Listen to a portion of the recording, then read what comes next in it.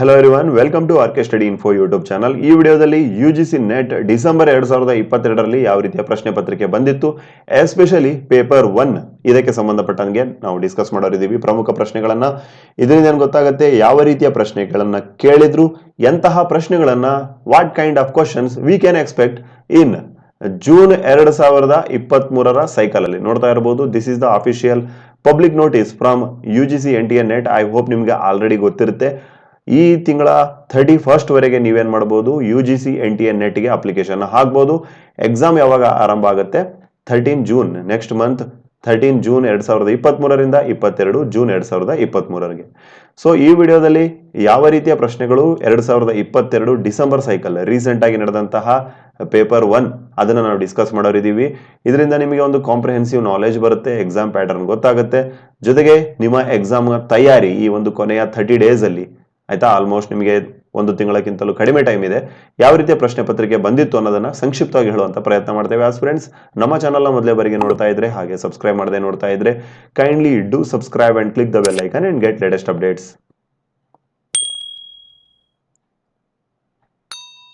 Okay as friends, ಮೊಟ್ಟ ಮೊದಲನೇ ಪ್ರಶ್ನೆ ನೋಡೋಣ. Which one of the following are main characteristics of learner centred approach ಅಂತ ಹೇಳ್ತಾ ಇದ್ದಾರೆ. ಸೊ ಏನಾಗುತ್ತೆ, ಐ ಹೋಪ್ ನಿಮಗೆ ಈ ಟೈಟಲ್ ಓದ್ತಾನೆ ನಿಮಗೆ ಗೊತ್ತಾಗಿರುತ್ತೆ ಆನ್ಸರ್. ವಿದ್ಯಾರ್ಥಿ ಕೇಂದ್ರಿತ, ವಿದ್ಯಾರ್ಥಿಯನ್ನೇ ಜಾಸ್ತಿ ನಾವು ಫೋಕಸ್ ಮಾಡಿ ವಿದ್ಯಾರ್ಥಿಗೆ ಹೆಲ್ಪ್ಫುಲ್ ಆಗುವಂತಹ ರೀತಿ ಪಾಠ ಮಾಡಿ ಮಕ್ಕಳಿಗೆ ಅರ್ಥ ಮಾಡಿಸ್ತೇವೆ. ಸೊ ಈ ಕೆಳಗಿನ ಯಾವ ಲಕ್ಷಣವೂ ಅದಕ್ಕೆ ಸರಿಯಾಗತ್ತೆ ಅಂತೇಳಿ ಹೇಳ್ತಾ ಇದ್ದಾರೆ. So it is based on rigid curriculum. Rigid ಅಂದ್ರೇನು, ಬಹಳ ಕಠಿಣವಾಗಿರುವಂತಹ ಪಠ್ಯಕ್ರಮವನ್ನು ಹೊಂದಿರುತ್ತದೆ ಅಂತಿದೆ. 100% ಈ ರೀತಿ ಇರೋದಿಲ್ಲ. It is centred on cooperative. 100% cooperative ಅಂದ್ರೆ ಏನು ಫ್ರೆಂಡ್ಸ್, ಸಹಕಾರ ಅಂತೇಳಿ ಹೇಳ್ತಾರೆ. ಸಹಕಾರ, ಸರಿನಾ? ಸಹಕಾರ ಇರುತ್ತೆ. ಡಿಟರ್ಮಿನೇಷನ್ ಆಫ್ ಸಬ್ಜೆಕ್ಟ್ ಮ್ಯಾಟರ್, ಹೌದು. ಹಾಗೇನೆ it is mainly centred on teacher needs. ಬರೀ ಶಿಕ್ಷಕರ ಅಗತ್ಯಕ್ಕೆ ತಕ್ಕಂತೆ ಇದು ಸೆಂಟರ್ಡ್ ಆಗಿರುತ್ತಾ, ಕೇಂದ್ರಿತ ಆಗಿರುತ್ತಾ? ಇಲ್ಲ. ಮುಖ್ಯವಾಗಿ ಯಾರನ್ನ ಕೇಂದ್ರೀಕೃತವಾಗಿ ಮಾಡಿರ್ತೀವಿ ನಾವಿಲ್ಲಿ, ಮಕ್ಕಳನ್ನೇ, ವಿದ್ಯಾರ್ಥಿಗಳನ್ನೇ. So option wrong. ಹಾಗೇನೆ ಡಿ ಏನಾಗುತ್ತೆ, ವೇರಿಯಬಿಲಿಟಿ ಆಫ್ ಎಕ್ಸ್ಪೋಜರ್ ಅಂತೇನಿದೆ, ಇದು ಬೇರೆ ಬೇರೆ ರೀತಿಯಾಗಿರುವಂತಹ ಥಿಂಗ್ಸ್ ಗಳೇನಿದಾವೆ, ವಿಚಾರಗಳೇನಿದಾವೆ, ಮಕ್ಕಳಿಗೆ ಕಲಿಯೋದಕ್ಕೆ ಅವಕಾಶವನ್ನ ಸಿಗ್ತವೆ ಯಾವಾಗ ಲರ್ನರ್ ಸೆಂಟರ್ಡ್ ಅಪ್ರೋಚ್ ಅನ್ನ ಮಾಡ್ತೀರಿ ಅವಾಗ. ಸೊ ಇಲ್ಲಿ ಆಪ್ಷನ್ ನಂಬರ್ ಬಿ ಮತ್ತೆ ಆಪ್ಷನ್ ನಂಬರ್ ಡಿ ಏನಾಗುತ್ತೆ ಆಸ್ಪಿರೆಂಟ್ಸ್, ಆಪ್ಷನ್ ನಂಬರ್ 3 ಮೇನ್ಲಿ ಏನಾಗುತ್ತೆ ಆಸ್ಪಿರೆಂಟ್ಸ್, ಕರೆಕ್ಟ್ ಆಗುತ್ತೆ ನೋಡಿ. The channels of Swayam Prabha are linked from BISAG dash. So first of all ಅರ್ಥ ಮಾಡ್ಕೊಳ್ಳಿ ಆಸ್ಪಿರೆಂಟ್ಸ್, ಸ್ವಯಂ ಪ್ರಭಾ ಅಂದ್ರೆ ಏನು ಅಂತ ಹೇಳಿ. ನೋಡಿ, ಸ್ವಯಂ ಪ್ರಭಾ ಅಂತಂದ್ರೆ ಇದು ಮಿನಿಸ್ಟ್ರಿ ಆಫ್ ಎಜುಕೇಶನ್ ಇಂದಾನೆ ಸ್ಪಾನ್ಸರ್ ಆಗಿರುವಂತಹ ಒಂದು ಕಾರ್ಯಕ್ರಮ. ನೋಡಿ, ಸ್ವಯಂ ಅಂದ್ರೇನು, ಸೆಲ್ಫ್ ಅಂತ ಅರ್ಥ, ಎಜುಕೇಶನ್ ಆಗೋದಂತ ಅರ್ಥ. ಇದು ಆಕ್ಚುಲಿ ಎಜುಕೇಶನಲ್ ಚಾನಲ್. ಇದು 34 DTH ಚಾನಲ್ಸ್ ಗಳು ಲಭ್ಯ ಇರ್ತವೆ. ಇದರಲ್ಲಿ ಇಂಡಿಯನ್ ಇನ್ಸ್ಟಿಟ್ಯೂಟ್ ಆಫ್ ಸೈನ್ಸ್ ಇರ್ಬೋದು, ಇಗ್ನು ಇಂದಿರಾ ಗಾಂಧಿ ನ್ಯಾಷನಲ್ ಓಪನ್ ಯೂನಿವರ್ಸಿಟಿಯ ಏನು ಪ್ರೊಫೆಸರ್ಸ್ ಗಳು ಇರ್ಬೋದು, ಹಾಗೇನೆ ಈ ಒಂದು national institute of open schooling NIOS ಅಂತ ಹೇಳ್ತಾರೆ, ನೀವೆಲ್ಲ ಕೇಳಿರ್ತೀರಾ. ಹಾಗೇನೆ ಬೇರೆ ಬೇರೆ ರೀತಿಯ ಪ್ಲಾಟ್ಫಾರ್ಮ್ಗಳು UGC ಇಂದನೂ ಬೇರೆ ಬೇರೆ ರೀತಿಯ ಪ್ಲಾಟ್ಫಾರ್ಮ್ ಗಳಿಂದ ಏನ್ ಮಾಡ್ತಾರೆ, ಪ್ರೊಫೆಸರ್ಸ್ ಗಳು ಮಕ್ಕಳಿಗೆ ಏನು ಲರ್ನರ್ಸ್ ಗಳಿಗೆ ಪಾಠ ಮಾಡಿ ಅದನ್ನ ಲೈವ್ ಟೆಲಿಕಾಸ್ಟ್ ಮಾಡ್ತಾ ಇರ್ತಾರೆ. ಸೊ ಸ್ವಯಂ ಪ್ರಭಾ ಅಂತೇಳಿ ಹೇಳ್ತಾರೆ. ಸೊ ಇದರ ಒಂದು ಬೈ ಪ್ರಾಡಕ್ಟ್ ಯಾವ್ದಾಗುತ್ತೆ, ಬಿಸಾಗ್ ಅಂತ ಏನಿದೆ, ಇದು ಏನಿದು ಫುಲ್ ಫಾರ್ಮ್ ಬಿಸಾಗ್ ಅಂತಂದ್ರೆ ನೋಡ್ತಾ ಇರ್ಬೋದು, Bhaskaracharya institute of space applications and Jio informatics ಅಂತೇಳಿ ಹೇಳ್ತಾರೆ. ಸೊ ಇಟ್ ಈಸ್ ಆಲ್ಸೋ ಅಪ್ಲಿಂಕ್ಡ್, ಆಯ್ತಾ. ಇದನ್ನು ಒಂದು ಅಪ್ಲಿಂಕ್ ಆಗಿದೆ ಯಾವ್ದ್ರಲ್ಲಿ, ಸ್ವಯಂ ಪ್ರಭಾದಲ್ಲಿ. ಸೊ ಬಿಸಾಗ್ದು ಒಂದು ಹೆಡ್ ಕ್ವಾರ್ಟರ್ಸ್ ಎಲ್ಲಿಂದ ಪ್ರಸಾರ ಆಗುತ್ತೆ ಅಂತೇಳಿ ಕೇಳ್ತಾ ಇದಾರೆ, ಗಾಂಧಿನಗರ್, ಗುಜರಾತ್. ನೋಡಿ ಸ್ವಯಂ ಪ್ರಭಾ ಅಂತಂದ್ರೆ ಏನು ಅಂತೇಳಿ. Swayam Prabha is nothing but educational channel. 34 direct to home ನಿಮಗೆ ಚಾನಲ್ಸ್ ಗಳು ನೋಡಕ್ ಸಿಗ್ತವೆ. ಹಾಗೇನೆ ಇವರ ಒಂದು ಮೊಬೈಲ್ ಅಪ್ಲಿಕೇಶನ್ ಸಹ ಇದೆ, ಡೌನ್ಲೋಡ್ ಮಾಡ್ಕೋಬಹುದು. IISc, ಇಗ್ನು ಹಾಗೆ ಬೇರೆ ಬೇರೆ ರೀತಿಯ ಸೋರ್ಸಸ್ ಗಳಿಂದ ನಿಮಗೆ ಒಂದು ಕಂಟೆಂಟ್ ಅನ್ನು ಕೊಡುವಂತ ಕೆಲಸವನ್ನ ಮಾಡ್ತಾರೆ. ಹಾಗಾಗಿ as friends, if you are planning to crack UGC net June 2023ರ ಸೈಕಲ್ ಏನಿದೆ ಅದನ್ನ ನೀವು ಕ್ರ್ಯಾಕ್ ಮಾಡಬೇಕು ಅಂತ ಇದ್ರೆ, you must have the previous year question bank at least 10 ರಿಂದ 11 ವರ್ಷದ ಬೇಕಾಗುತ್ತೆ. ಸೊ ಹಾಗಾಗಿ 2011ರಿಂದ 2022ರ ಡಿಸೆಂಬರ್ ಸೈಕಲ್ ಈಗೇನ್ ಪಾಠ ಮಾಡ್ತಾ ಇದೀವಿ, ಸೊ ಈ ಎಲ್ಲ ಪ್ರಶ್ನೆ ಪತ್ರಿಕೆಗಳು ಸಿಗ್ತವೆ ನಿಮಗೆ. ಹಾಗೇನೆ ಬರೀ ಇಷ್ಟೇ ಅಲ್ಲ, ಚಾಪ್ಟರ್ ವೈಸ್ ಯೂನಿಟ್ ಪೇಪರ್ 1 ಅಲ್ಲಿ ಎಷ್ಟು ಯೂನಿಟ್ ಗಳಿದಾವೆ, 10 ಯೂನಿಟ್ ಗಳಿದಾವೆ. 10 ಯೂನಿಟ್ಸ್ ಗಳ ಮೇಲೇನು, ಪ್ರತಿಯೊಂದು ಚಾಪ್ಟರ್ ಮೇಲೇನು ನಿಮಗೆ MCQs ವಿತ್ ಕೀ ಆನ್ಸರ್ಸ್ ಹಾಗೇನೆ ಎಕ್ಸ್ಪ್ಲನೇಷನ್ ಸಹ ನಿಮಗೆ ಸಿಗುತ್ತೆ. ಜಸ್ಟ್ 250 rupees ಅಲ್ಲಿ ನೀವು ಮಾಡಬೇಕಾಗಿರೋದೇನು, 9483122319 ಈ ನಂಬರ್ಗೆ ವಾಟ್ಸ್ಆಪ್ ಅಥವಾ ಕಾಲ್ ಮಾಡೋದ್ರ ಮೂಲಕ ನೀವೇನ್ ಮಾಡಬಹುದು, 250 rupees ಪೇ ಮಾಡೋದ್ರ ಮೂಲಕ ನಿಮಗೆ question bank with key answers from 2011 22 ಹಾಗೇನೆ ಒಂದು MCQs ಗಳ set with key answers explanation ನಿಮಗೆ ಸಿಗುತ್ತೆ. ಜಸ್ಟ್ 250 rupeesಗೆ ನೀವು ಮಾಡಬೇಕಾಗಿರೋದು ವಾಟ್ಸ್ಆಪ್ ಅಥವಾ ಕಾಲ್ 9483122319 ನಂಬರ್ಗೆ. ನೆಕ್ಸ್ಟ್ ಪ್ರಶ್ನೆ ನೋಡೋಣ ಫ್ರೆಂಡ್ಸ್. ಟಿ ಪ್ಯಾಕ್ ಬಹಳ ಇಂಪಾರ್ಟೆಂಟ್ ನೋಡಿ. T pack technological pedagogical content knowledge ಅಂತ ಹೇಳಿ ಹೇಳ್ತಾರೆ. ಸೊ ಇದನ್ನ 2006ರಲ್ಲಿ ಡೆವಲಪ್ಮೆಂಟ್ ಮಾಡಲಾಗುತ್ತೆ ಇಬ್ಬರಿಂದ. ಯಾರಿಂದ? ಅವರು ಪುಣ್ಯ ಮಿಶ್ರಾ ಮತ್ತೆ ಕೊಹ್ಲರ್ ಅಂತ ಹೇಳಿ. ಸೊ 2006ರಲ್ಲಿ. ಇದು 100% ಕರೆಕ್ಟ್ ಇದೆ. ಟಿ ಪ್ಯಾಕ್ ಹ್ಯಾಸ್ 6 ಕಾಂಪೋನೆಂಟ್ಸ್ ಅಂತ ಏನಿದೆ, ಇದು ಏನಾಗುತ್ತೆ, ರಾಂಗ್ ಆಗುತ್ತೆ. ಬಿಕಾಸ್ 7 ಕಾಂಪೋನೆಂಟ್ಸ್ ಗಳು ಇದಾವೆ. ಸೊ ಮುಖ್ಯವಾಗಿ ಟಿ ಪ್ಯಾಕ್ ಬಗ್ಗೆ ನಿಮಗೆ ಆಲ್ರೆಡಿ ನೀವು ಓದಿರ್ತೀರ ಐ ಹೋಪ್. ಟಿ ಪ್ಯಾಕ್ ಅಂತಂದ್ರೆ ಟೆಕ್ನಾಲಜಿಯನ್ನ ನಾವು ಯೂಸ್ ಮಾಡಲೇಬೇಕು ಎಜುಕೇಶನ್ ಅಲ್ಲಿ ಅಂತ ಹೇಳಿ ಇದು ಇಂಪಾರ್ಟೆನ್ಸ್ ಅನ್ನು ಹೇಳುತ್ತೆ. ಜೊತೆಗೆ ಯಾವ ರೀತಿ ಅದನ್ನ ಮಕ್ಕಳಿಗೆ ಟೀಚರ್ ಫ್ರೆಂಡ್ಲಿ ಅಥವಾ ಮಕ್ಕಳ ಫ್ರೆಂಡ್ಲಿ ಯಾವ ರೀತಿ ಮಾಡಬೇಕು ಅನ್ನೋದನ್ನ ಫ್ರೇಮ್ ವರ್ಕ್ ಅನ್ನು ಡಿಸೈಡ್ ಮಾಡಲಾಗುತ್ತೆ. ಯಾವಾಗ? 2006ರಲ್ಲಿ. ಸೊ ಅದನ್ನ ಡೆವಲಪ್ಮೆಂಟ್ ಮಾಡಿದವರು ಯಾರು? ಪುಣ್ಯ ಮಿಶ್ರಾ ಮತ್ತೆ ಕೊಹ್ಲರ್ ಅಂತ ಏನಿದ್ದಾರೆ ಅವರು, ಮ್ಯಾಥ್ಯೂ ಕೊಹ್ಲರ್ ಅಂತ ಹೇಳಿ ಬರ್ತಾರೆ 2006ರಲ್ಲಿ. Which one of the following statement best describes summative evaluation ಅಂತ ಹೇಳಿ ಹೇಳ್ತಾ ಇದ್ದಾರೆ. ಸಮೇಟಿವ್ ಇವ್ಯಾಲ್ಯೂಯೇಷನ್ ಅಂತಂದ್ರೆ ಏನು ಅಂತೇಳಿ ಹೇಳ್ತಾ ಇದ್ರೆ ಈ ಕೆಳಗಿನ ಆಪ್ಷನ್ ಅಲ್ಲಿ. ಸೊ ನಿಮಗೆ ರೈಟ್ ಆಪ್ಷನ್ ತಿಳಿಸೋದಾದ್ರೆ ಸೆಕೆಂಡ್ ಒನ್ ನೋಡಿ. A teacher award grades to the student after having transacted to the course work ಅಂತೇಳಿ ಹೇಳ್ತಾ ಇದ್ದಾರೆ. ಅಂದರೆ ಇಡೀ ಕ್ಲಾಸಿನ ಒಂದು ಕೋರ್ಸ್ ವರ್ಕ್ ಮುಗಿದ ಮೇಲೆ ಆ ಮಗುಗೆ ಗ್ರೇಡ್ ಅನ್ನ ಕೊಡ್ತೀರಿ ನೀವು. A grade, B grade, A ತಗೊಂಡ್ರು A+, B+, ಈ ರೀತಿಯ ಒಂದು ಗ್ರೇಡ್ ಗಳನ್ನ ನೀವು ಕೊಡ್ತೀರಲ್ವಾ. ಸೊ ಅದು ಎಂತಹ ಇವ್ಯಾಲ್ಯೂಯೇಷನ್ ಅಂತ ಹೇಳಿ ಹೇಳ್ತಾ ಇದ್ದಾರೆ. That is called summative. ಆಯ್ತಾ? ಫೈನಲ್ ಆಗಿ ನೀವೇನ್ ಮಾಡ್ತೀರಾ ಎಂಡ್ ಆಫ್ ದ ಅಕಾಡೆಮಿಕ್ ಇಯರ್ಗೆ, that is called summative evaluation. ಹಾಗೇನೆ ಫಾರ್ಮೇಟಿವ್ ಅಸೆಸ್ಮೆಂಟ್ ಅಂತ ಹೇಳಿ ಬರುತ್ತೆ. ಸೊ ಅದನ್ನ ಯೂನಿಟ್ ವೈಸ್ ನಾವು ಮಾಡ್ತೇವೆ. ಐ ಹೋಪ್ ನಿಮ್ಗೆ ಗೊತ್ತಿರುತ್ತೆ. ಸೊ ಇಲ್ಲಿ ಏನು ವಾರ್ಷಿಕ ಪರೀಕ್ಷೆ ಏನಿದೆ ಅದ್ರ ಬಗ್ಗೆ ಕೇಳ್ತಾ ಇದ್ದಾರೆ. ವಾರ್ಷಿಕ ಪರೀಕ್ಷೆಯನ್ನ ಮಾಡಿ ನಾವೇನ್ ಮಾಡ್ತೀವಿ, ಮಕ್ಕಳಿಗೆ ಗ್ರೇಡ್ ಅನ್ನ ಕೊಡ್ತೀವಿ ಅಥವಾ ರ್ಯಾಂಕ್ ಅನ್ನ ಕೊಡ್ತೀವಿ, first rank, second. Okay friends, ಈಗ ನೆಕ್ಸ್ಟ್ ಪ್ರಶ್ನೆ ನೋಡೋಣ. ರಿಸರ್ಚ್ ಎಬಿಲಿಟಿಯ ಮೇಲೆ ಯಾವ ರೀತಿ ಪ್ರಶ್ನೆಗಳನ್ನ ಕೇಳಿದ್ರು ಅಂತ ಹೇಳಿ. When the consistency of data is collected, it is measured at different point of time, it is identified as ಅಂತ ಹೇಳಿ ಕೇಳ್ತಾ ಇದ್ದಾರೆ. ಸೊ ಇಲ್ಲಿ ರೈಟ್ ಆಪ್ಷನ್ ಯಾವ್ದಾಗುತ್ತೆ? ಟೆಸ್ಟ್, ರೀಟೆಸ್ಟ್, ರಿಲಯಬಿಲಿಟಿ ಅಂತ ಏನಿದೆ ಅದು.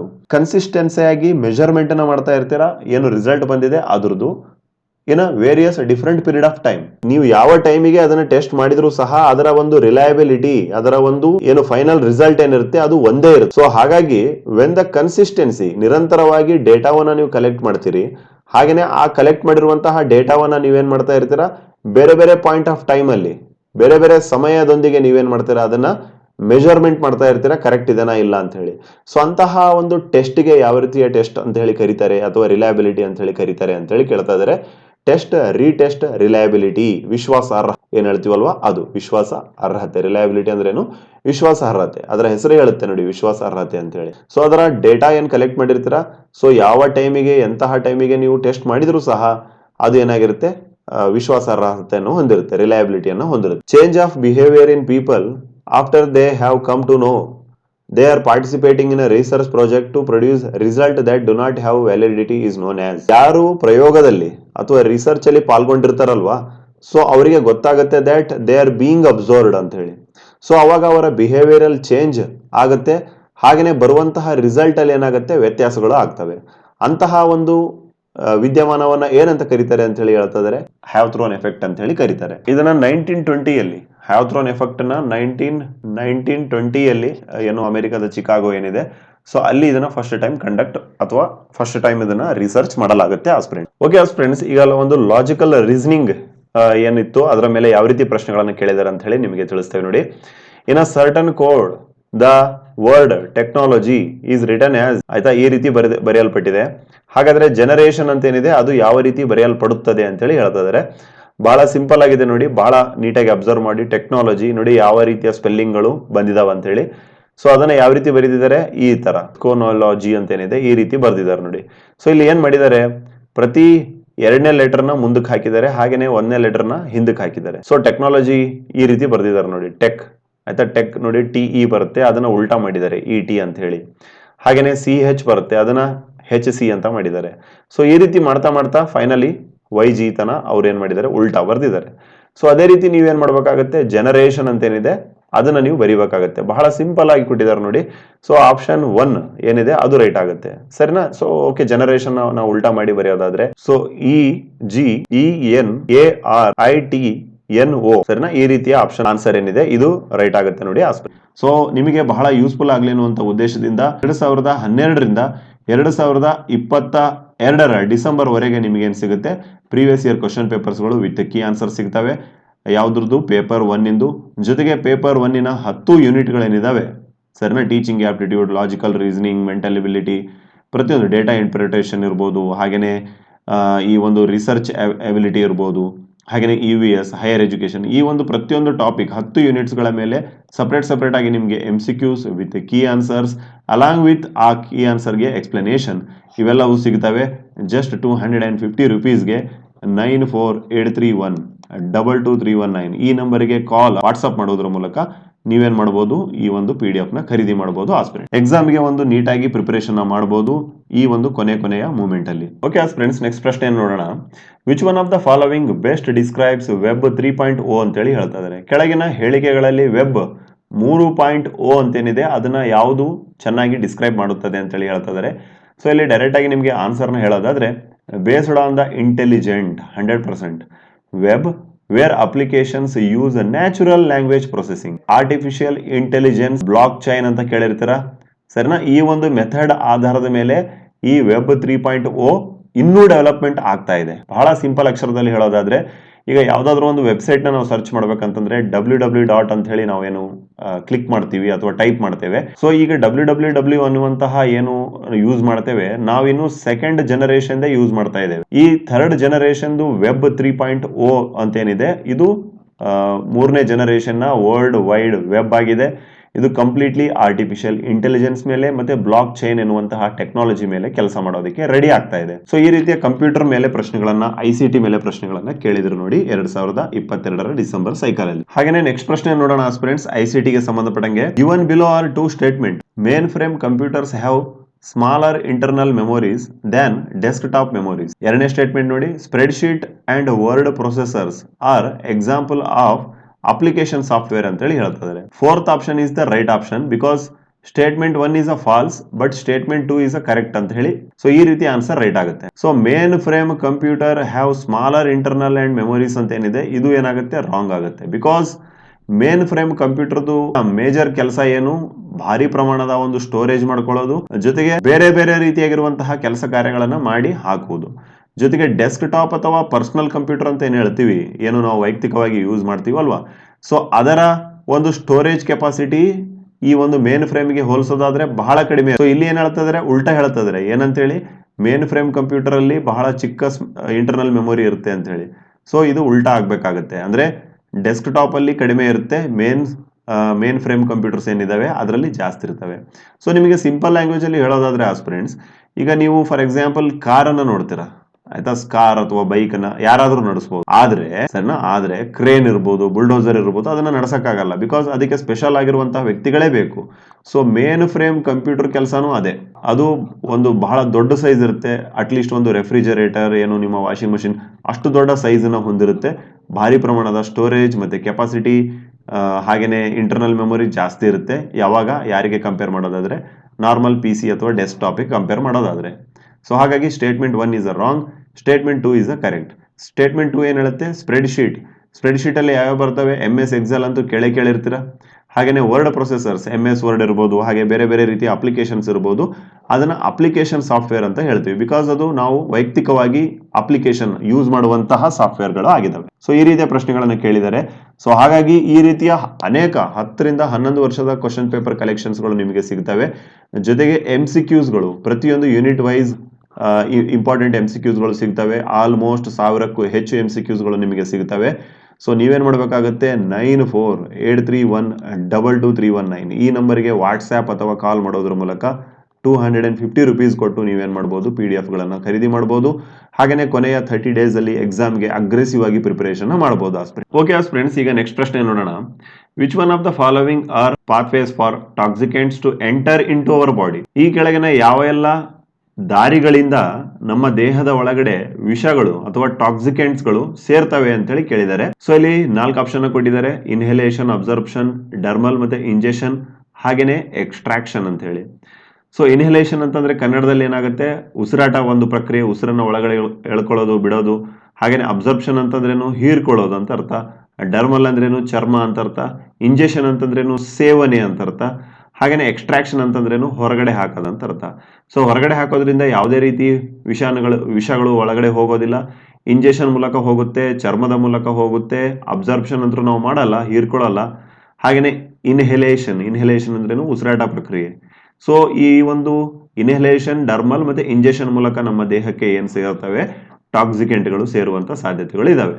ಸೊ ಆಪ್ಷನ್ ಎ ಅಥವಾ ಆಪ್ಷನ್ 1 ACD ಅಂತ ಏನಿದೆ, ಇದು ಏನಾಗುತ್ತೆ ಆಸ್ ಫ್ರೆಂಡ್ಸ್ ರೈಟ್ ಆಪ್ಷನ್ ಆಗುತ್ತೆ ನೋಡಿ. ಓಕೆ ಆಸ್ ಫ್ರೆಂಡ್ಸ್, ನೆಕ್ಸ್ಟ್ ಪ್ರಶ್ನೆ ನೋಡೋಣ.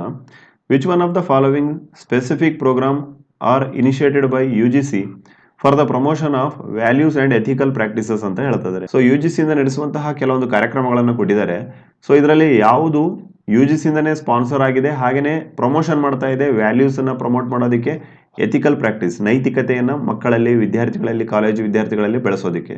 ಸೊ ಯಾವೆಲ್ಲ ಪ್ರೋಗ್ರಾಮ್ಗಳು ಅಂತ ಹೇಳಿ ಕೇಳ್ತಾ ಇದ್ದಾರೆ. ಸೊ ಇಲ್ಲಿ ರೈಟ್ ಆಪ್ಷನ್ ನಿಮಗೆ ತಿಳಿಸೋದಾದ್ರೆ ಜೀವನ ಕೌಶಲ್ ಅಂತೇನಿದೆ ಅದು, ಹಾಗೇನೆ ದೀಕ್ಷಾರಂಭ್, ಹಾಗೇನೆ ಗುರು ದಕ್ಷತಾ ಅಂತೇನಿದೆ ಅದು. ನೋಡಿ, first of all Jeevan Kaushal ಅಂತಂದ್ರೆ ಫ್ರೆಂಡ್ಸ್ ಸ್ಕಿಲ್ ಅಂತ ಹೇಳಿ ಅರ್ಥ ಆಯ್ತಾ. ಸ್ಕಿಲ್ ಅಂತ ಹೇಳಿ ಅರ್ಥ ಏನು, ಗಾಂಧೀಜಿ ಅವರು ಹೇಳಿದ್ರು ವರ್ಧಾ ಶಿಕ್ಷಣ ಅಂತ ಹೇಳಿ. ವರ್ಧಾ ಶಿಕ್ಷಣದಲ್ಲಿ ಏನಾಗುತ್ತೆ, ಈ ಒಂದು ಅಕಾಡೆಮಿಕ್ಸ್ ಜೊತೆಗೇನೆ ಆ ಒಂದು ವ್ಯಕ್ತಿಗೆ ಸ್ಕಿಲ್ಗಳು ಆಯ್ತಾ, ನಾಳೆ ಒಂದು ಹೊಟ್ಟೆಪಾಡಿಗೆ ಕೆಲಸ ಮಾಡಿ ಜೀವನ ಮಾಡೋದಕ್ಕೆ ಒಂದು ಸ್ಕಿಲ್ ಬೆಳೆಸಬೇಕು ಅಂತ ಹೇಳಿ ಹೇಳ್ತಾರೆ.